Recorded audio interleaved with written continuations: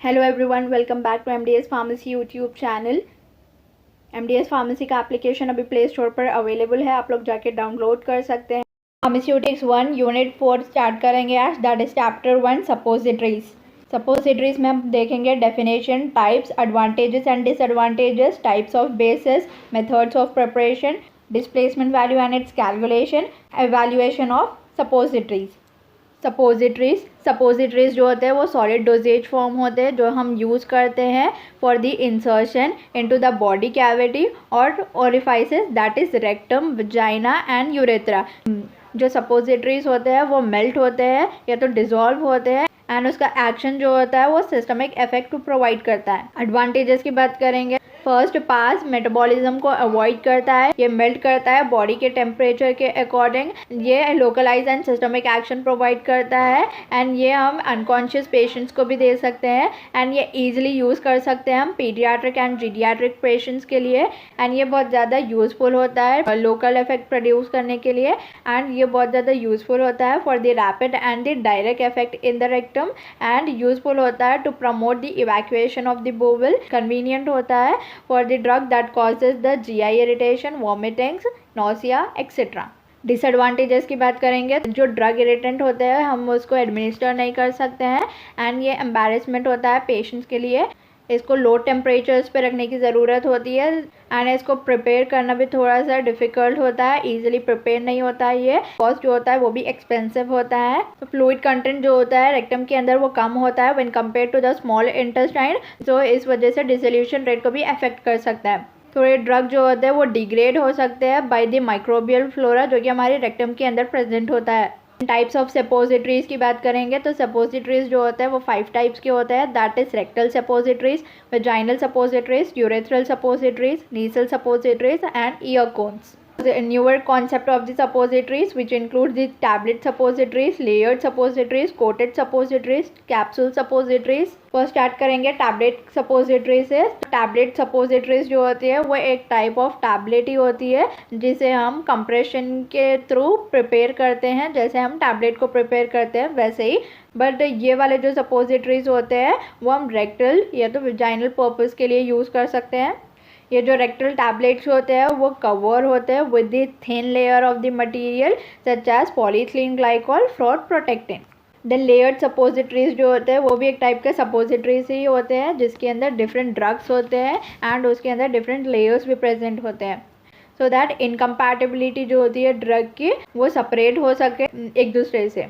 Similarly drug की जो melting point होती है वो भी डिफरेंट होती है, वो इनकॉर्पोरेट कर सकता है to control the absorption rate. Then coated suppositories की बात करेंगे तो ये भी एक टाइप की सपोजिटरी होती है जिसके अंदर पॉलीथिलीन ग्लाइकॉल और सेटाइल अल्कोहल प्रेजेंट होता है। कोटेड सपोजिटरीज जो होते हैं वो एक मटेरियल से बने होते हैं जो कंट्रोल करते हैं डिसइंटीग्रेशन रेट को and to impart the lubricant properties to provide the protection during the storage. Then capsule suppositories की बात करेंगे, जैसे soft gelatin capsules different sizes and different shapes के होते हैं वैसे ही टाइप के हम सपोजिटरीज भी प्रिपेयर करते हैं, उसे हम कैप्सूल सपोजिटरीज बोलते हैं। एंड ये जो कैप्सूल सपोजिटरीज होते हैं उसके अंदर लिक्विड प्रेजेंट होता है या तो सेमी सॉलिड प्रेजेंट होता है या तो सॉलिड प्रेजेंट होता है। सपोजिटरी बेसिस की बात करेंगे तो सपोजिटरी बेसिस जो होते हैं वो बहुत ज़्यादा इंपॉर्टेंट रोल प्ले करते हैं मेंटेन करने में, उसके शेप को, सॉलिडिटी को मेंटेन करने में एंड ऑल्सो लोग का इम्पॉर्टेंट रोल जो होता है वो जब भी हम बॉडी में उसको इंसर्ट करते हैं सपोजिटरी को तभी भी होता है। बहुत सारे ऐसे बेसिस है जो कि हम सपोजिटरीज में यूज़ कर सकते हैं। मोस्ट कॉमन जो बेसिस हम यूज़ करते हैं वो थियोब्रोमो ऑयल यूज़ करते हैं, ग्लिसरोजेलाटिन बेस यूज़ कर सकते हैं एंड पॉलीथिलीन ग्लाइकॉल जो होता है यूज़ कर सकते हैं। रिक्वायरमेंट जो भी होते हैं सपोजिटरीज के उसको फुलफिल करते हैं। तो आइडियल प्रॉपर्टीज़ की बात करेंगे बेसिस की तो वो रिटेन करना चाहिए उसका साइज एंड शेप एंड वो बॉडी टेम्परेचर पे मेल्ट होना चाहिए एंड ये नॉन इरिटेंट होना चाहिए, ये इंटरफियर नहीं होना चाहिए इन रिलीज और एब्जॉर्प्शन ऑफ द ड्रग, ये फिजिकली स्टेबल होना चाहिए स्टोरेज पर, ये जो होता है वो बहुत ज़्यादा सॉफ्टन या बहुत ज़्यादा हार्डन नहीं होना चाहिए स्टोरेज के टाइम पर। टाइप्स ऑफ सपोजिटरी बेसिस की बात करेंगे तो ऑयल बेसिस प्रेजेंट होते हैं जिसे हम ओलिग्यूनस बेस बोलते हैं, वाटर सॉल्युबल होते हैं जो कि वाटर मिसेबल बेसिस होते हैं और हाइड्रोफिलिक बेसिस भी हम इसको बोलते हैं। देन नेक्स्ट इज इमल्सिफाइंग और सिंथेटिक बेसिस भी होते हैं। ऑयली बेसिस जो होते हैं वो हम कोका बटर यूज़ कर सकते हैं, जैसे कि मैंने बोला थियोब्रोमो ऑयल भी यूज़ कर सकते हैं and emulsified cocoa butter use कर सकते हैं, हाइड्रोजनेटेड ऑयल्स भी यूज़ कर सकते हैं। कोका बटर और थियोब्रोमो ऑयल, कोका बटर जो होता है वो फैट होता है जो ऑब्टेन्ड होता है थियोब्रोमा कोका से। रूम टेम्परेचर पे ये येलो कलर का होता है एंड केमिकली ट्राइग्लिसराइड प्रेजेंट होता है, इसमें ग्लिसरीन प्रेजेंट होता है एंड 1 to 2 डिफरेंट फैट्स भी प्रेजेंट होते हैं एंड ये मेल्ट होता है at the temperature of 30 to 35 degree Celsius. Then इसके एडवांटेजेस की बात करेंगे, बॉडी टेम्परेचर से कम टेम्परेचर जो होता है उसमें अच्छे से ये मेल्ट हो जाता है एंड ये मेंटेन करता है सॉलिडिटी को usually at the room temperature. Readily liquefy होता है जब भी हम इसको हीट करते हैं। एंड डिसएडवांटेजेस की बात करेंगे तो rancidity, leakage from the body cavity, costly, immiscible with the body fluid, emulsified cocoa butter और emulsified theobroma oil. Emulsified theobroma oil जो होता है वो यूज़ कर सकते हैं हम as a base large quantity में of the aqua solutions are to be incorporated. And 5% glyceryl monostearate होता है, 10% लैंटीवैक्स होता है, 2 to 3% सिटाइल अल्कोहल होता है एंड 4% बी वैक्स होता है जो कि हम रिकमेंड करते हैं for the emulsified theobroma oil. Hydrogenated oils की बात करेंगे तो हाइड्रोजनेटेड ऑयल्स जो होता है वो यूज़ होता है as a substitute of the theobroma oil. Example की बात करेंगे तो हाइड्रोजनेटेड एडिबल ऑयल यूज़ होता है, कोकोनट ऑयल यूज़ होता है, हाइड्रोजनेटेड पी ऑयल होता है, स्टेरिक एसिड होता है, पाम कर्नल ऑयल भी होता है। एडवांटेजेस की बात करेंगे तो ओवर हीटिंग इसको अफेक्ट नहीं करती है, ये रेसिस्टेंट होते हैं ऑक्सीडेशन को, इसकी emulsifying and water absorbing capacity अच्छी होती है। वेराज डिसएडवांटेजेस की बात करेंगे, जब भी बहुत ज़्यादा कूलिंग हो जाती है तो ये ब्रिटल हो जाते हैं, जब ये मेल्ट होता है ये मोर फ्लूइड होता है than the Theobroma oil and इसका जो रिजल्ट होता है वो ग्रेटर सेडिमेंटेशन होता है of the added substances. Water soluble and water miscible bases जो और हाइड्रोफिलिक बेसिस, इसमें जो होता है वो ग्लिसरॉल जेलाटिन बेस होता है, सोप ग्लिसरीन बेस होता है, पॉलीइथिलीन ग्लाइकॉल होता है। ग्लिसरॉल जेलाटिन बेसिस जो होता है उसके अंदर ग्लिसरॉल प्रेजेंट होता है, जेलाटिन प्रेजेंट होता है एंड वाटर प्रेजेंट होता है, इन तीनों को मिलके ग्लिसरॉल जेलाटिन बेस बनता है। प्रॉपर्टीज की बात करेंगे तो ये कलरलेस होता है, ट्रांसपेरेंट होता है, ट्रांसलूसेंट होता है नेचर एंड इसको टच करने पे ये सॉफ्ट होता है एंड ऑल्सो ये मेल्ट होता है 30 to 35 degree Celsius and usually हम वेजाइनल सपोजिटरीज में यूज़ करते हैं। एडवांटेजेस की बात करेंगे तो ये बॉडी टेम्परेचर के अकॉर्डिंग मेल्ट हो जाता है एंड ये मिक्स होता है with the body fluid and ये नॉट ट्रांसिड होता है। इसको यूज़ करके हम सपोजिटरीज बना सकते हैं using the boric acid, iodides, iodoform, opium etcetera. Disadvantages की बात करेंगे तो ये डिफ़िकल्ट होता है प्रिपेयर करने के लिए एंड हैंडल करने के लिए, बैक्टीरियल ग्रोथ के चांसेस होते हैं इसके अंदर एंड हाइग्रोस्कोपिक होता है इसका नेचर एंड इसमें जो होता है वो लैक्सेटिव एक्शन होता है एंड इनकम्पैटिबल होता है tannic acid and ferric chloride से। पॉलीइथिलीन ग्लाइकॉल्स कॉमनली कार्बोवैक्सेस एंड पॉलीग्लाइकॉल्स भी बोलते हैं। ये जो होता है वो अवेलेबल होता है solid, liquid, semi solid state में depending upon the molecular weight. Polymer जो होता है उसका मॉलिक्यूलर वेट बिटवीन 200 to 1000 होता है लिक्विड्स के लिए and molecular weight greater than 1000 जो होता है वो सॉलिड्स का होता है। तो केमिकली ये स्टेबल रहते हैं एंड फिजियोलॉजिकली इनर्ट सब्सटेंस होते हैं, ये अलाउ नहीं करते हैं बैक्टीरियल एंड मोल्ड्स के ग्रोथ को। एडवांटेजेस की बात करेंगे तो ये केमिकली स्टेबल होता है, इनर्ट होता है, नॉन इरिटेंट होता है एंड जैसे कि मैंने बोला कि ये बैक्टीरियल ग्रोथ को अलाउ नहीं करता है एंड फिजिकल प्रॉपर्टीज़ जो होते हैं इसके चेंज होते हैं according to the molecular weight and also ये प्रोलॉन्ग एक्शन प्रोवाइड करता है एंड ये जो होता है वो मोल्ड्स को स्टिक नहीं होता है एंड सपोजिटरीज जो होता है वो क्लीन होता है, स्मूथ होता है उसका अपीयरेंस। इमल्सिफाइंग और सिंथेटिक बेसिस की बात करेंगे, विट्सपोल, मैसएस्टेरिनम, मेसोपोल। एडवांटेजेस की बात करेंगे तो ये सॉलिडिफाई होता है रैपिडली एंड ये नॉन इरिटेंट होता है, मोल्ड्स के लुब्रिकेशन की इसमें ज़रूरत नहीं होती है, ओवर हीटिंग करने पर फिजिकल प्रॉपर्टीज़ जो होते हैं बेस के उस कोई भी इफेक्ट नहीं होता है एंड ये fairly large amount of water और एक्वस लिक्विड को एब्जॉर्ब कर सकता है एंड ये वाइट होता है, ओडरलेस होता है, क्लीन होता है, अट्रैक्टिव होता है सपोजिटरी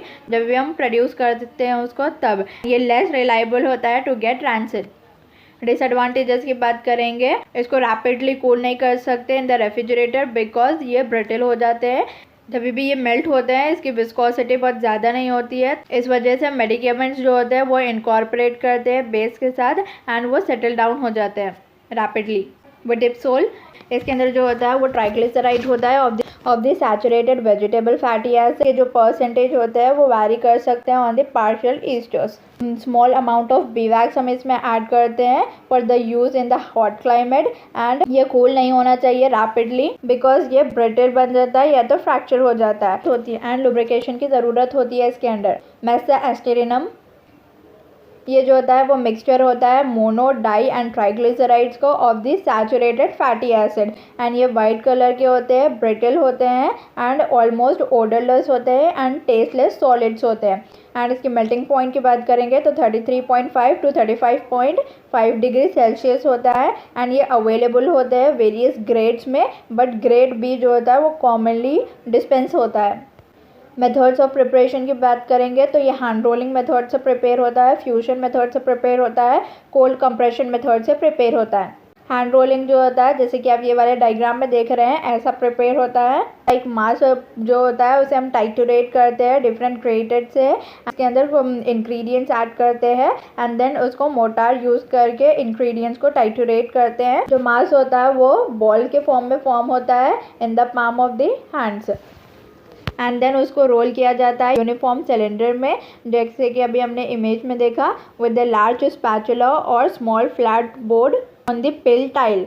आफ्टर ये सिलेंडर जो बनता है उसे हम कट करते हैं into the appropriate number of pieces, जिसे हम रोल करते हैं वन एंड पर एज ए कोनिकल शेप। तो इसके अंदर ये वाले मेथड में जो होता है इफेक्टिव हैंड रोलिंग की ज़रूरत होती है and practice and skill person ही इसको कर सकते हैं। Next is fusion method. Suppositories का जो बेस होता है उसे पहले मेल्ट करते हैं एंड जो ड्रग होता है उसे हम डिस्पर्स करते हैं या तो डिजोल्व करते हैं मेल्टेड बेस के अंदर एंड मिक्सचर जो होता है उसे हम रिमूव करते हैं फ्रॉम दी हीट एंड उसको पोर करते हैं इनटू द सपोजिटरी मोल्ड्स। जो मेल्ट करा हुआ मिक्सचर हमने सपोजिटरी मोल्ड में ट्रांसफ़र किया था वो देन कंजील होता है एंड देन आफ्टर कंजीलिंग हम उसको रिमूव करते हैं मोल्ड्स के अंदर से। फ्यूजन मेथड हम इसमें यूज करते हैं। स्मॉल स्केल मोल्ड्स जो होते हैं वो केपेबल होते हैं प्रोड्यूस करने के लिए 6 और 12 सपोजिटरीज जो कि सिंगल ऑपरेशन होता है उसको बनाने के लिए हम ये वाली टेक्निक यूज कर सकते हैं एंड इंडस्ट्रियल मोड जो होते हैं वो प्रोड्यूस होते हैं hundreds of suppositories from this single moulding.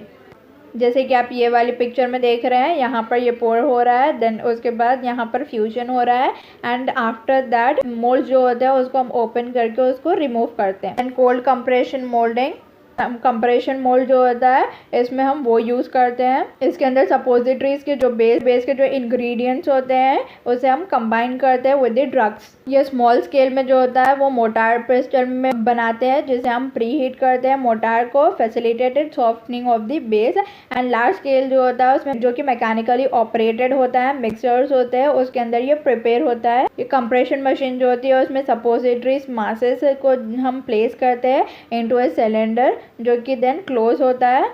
हम प्रेशर जो होता है वो अप्लाई करते हैं वन एंड से to release the mass from the other end into the suppository moulds और डाई। जब भी डाई फिल्ड होती है मास से जो मूवेबल एंड प्लेट होती है मास के पीछे हम उसको रिमूव करते हैं एंड एडिशनल प्रेशर जो होता है वो अप्लाई करते हैं, वो मोल्ड से रिमूव होते हैं। एंड प्लेट जो होती है वो अगेन रिटर्न हो जाती है एंड सेम प्रोसेस जो होता है वो रिपीट होता है। डिस्प्लेसमेंट वैल्यू डेफिनेशन, जितना भी ड्रग की क्वांटिटी रिमूव होती है from the one part of the base उसको हम डिस्प्लेसमेंट वैल्यू से कैलकुलेट करते हैं। हम डिस्प्लेसमेंट वैल्यू कैसा मालूम करते हैं ये देखते हैं। Example determination, the displacement value of the medicaments in the theobroma oil suppositories containing 40% medicaments prepared in 1 gram mold. The weight of 10 suppositories is 14.66 gram. Solution देखेंगे इसका तो वेट ऑफ सपोजिटरीज जैसे कि क्वेश्चन में दे दिया है and theobroma oil alone prepared in 1 gram capacity mould that is equals to 1 into 10 is equals to 10 gram. Weight of 10 suppositories जैसे कि दे दिया 14.66 ग्राम होता है। Then amount of theobroma oil जो होता है वो प्रेजेंट है that is 60 divided by 100 into 14.66 that is equals to 8.79 gram and amount of medicaments present जो होते हैं वो 40% है, यहाँ पर ऑलरेडी दे दिया है, divided by 100 into 14.66 is equals to 5.86 gram and amount of theobroma oil जो होता है वो डिस्प्लेस हो रहा है of the medicaments is equals to 10 minus 8.79 is equals to 1.20 gram. So displacement value जो होती है मेडिकमेंट्स की 5.86 डिवाइडेड बाई 1.20, सो अप्रॉक्सीमेटली 5 होता है. देन पैकेजिंग एंड स्टोरेज देखेंगे तो सपोजिटरीज जो होता है वो यूजुअली जो होता है टिन में पैक्ड होते हैं, या तो एल्यूमिनियम में पैक होते हैं, या तो प्लास्टिक और पेपर में पैक होते हैं. पुअरली पैकेज सपोजिटरीज जो होती है उसमें स्टेनिंग हो सकती है, ब्रेकेज हो सकते हैं, एंड डिफॉर्मेशन एंड मेल्टिंग हो सकता है उसके अंदर. Cocoa butter and glycerinated gelatin suppositories जो होते हैं उसे हमें प्रेफरेबल रेफ्रिजरेटर में स्टोर करना पड़ेगा. पॉलीथिलीन ग्लाइकॉल सपोजिटरीज जो होते हैं वो रूम टेम्परेचर पे हम रख सकते हैं without requirement of the refrigeration. Evaluation of suppositories देखेंगे तो uniformity of the weight test, melting range test. Macro melting range जो होती है ये वाले टेस्ट में हम सपोजिटरीज कितने टाइम में मेल्ट हो रही है at the temperature 37 degree Celsius in the water bath हम चेक करते हैं. वेराज माइक्रो मेल्टिंग रेंज जो होता है इसमें मेल्टिंग रेंज चेक करते हैं हम एंड मेजर करते हैं हम कैपिलरी ट्यूब से, एंड ये जो टेक्निक है वो फैट बेसिस के लिए ही यूज़ होती है. जो अपैरेटस यूज़ होता है इसके अंदर मेजर करने के लिए melting range of the entire suppository is USP tablet disintegration apparatus. Tablet का जो डिसइंटीग्रेशन अपैरेटस होता है ना वही यूज़ होता है इसके अंदर भी. सपोजिटरी जो होती है वो कम्प्लीटली इमर्ज होती है in the constant temperature water bath. जो टाइम एंटायर सपोजिटरी को मेल्ट होने के लिए लगता है या डिजोल्व होने के लिए लगता है सराउंडिंग वाटर बाथ के अंदर, उसको हम मेजर करते हैं. द नेक्स्ट इज लिक्विफिकेशन और सॉफ्टनिंग टाइम टेस्ट. ये जो टेस्ट होता है वो परफॉर्म करते हैं हम on the rectal suppositories to determine the softening time of the suppositories. ये सॉफ्टनिंग टाइम मालूम करने के लिए टेस्ट परफॉर्म करते हैं. ये जो टेस्ट होता है उसके अंदर ग्लास रॉड जो होता है वो प्लेस होता है on the suppository held in the you tube of the apparatus जो मर्ज होते हैं कांस्टेंट टेम्परेचर वाटर बाथ पे, एंड जो टाइम लगता है रॉड को तो पास थ्रू द सपोजिटरी वो टाइम को हम रिकॉर्ड करते हैं. एंड डिसोल्यूशन टेस्ट, टैबलेट का जो डिसोल्यूशन करते हैं वही सेम अपैरेटस इसके अंदर भी यूज़ करते हैं डिसॉल्व करने के लिए. And here ends with the session. Thank you everyone. If you have any doubt then comment down below.